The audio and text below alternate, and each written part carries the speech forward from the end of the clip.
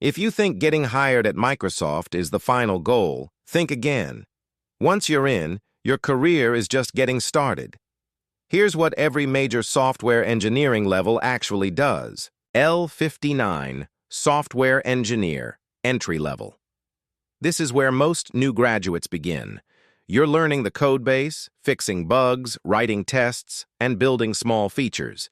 You're expected to ask questions, learn quickly, and grow under the guidance of more experienced engineers. L60 to 61, Software Engineer/Software Engineer 2. After gaining experience, you start owning features from start to finish. You're reviewing code, solving more complex problems, and making technical decisions within your team's projects. At this point, you're becoming someone others can rely on. L62, Senior Software Engineer.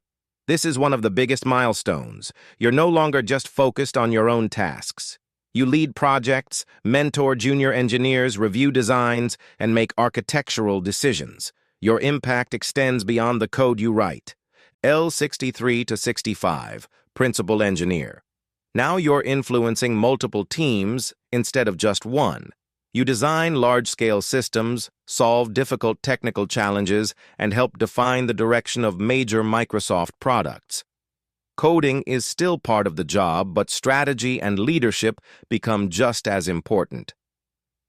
L66 to 67, Partner. Partners are responsible for entire engineering organizations.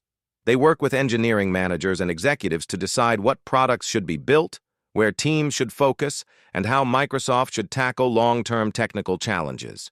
At this level, influence matters far more than the amount of code you write. L68 and above, Distinguished Engineer and Technical Fellow. These are Microsoft's highest technical positions, held by a very small number of engineers. Their decisions can shape products like Windows, Azure, Microsoft 365, Xbox, or even influence the company's long-term technology strategy. They're recognized as world-class experts in their fields. As you move up the ladder, one thing changes. You're not valued for writing more code. You're valued for solving bigger problems, making better decisions, and helping more people succeed. So, if your dream is to work at Microsoft, remember, getting hired is just level 1. The real challenge is how far you can climb.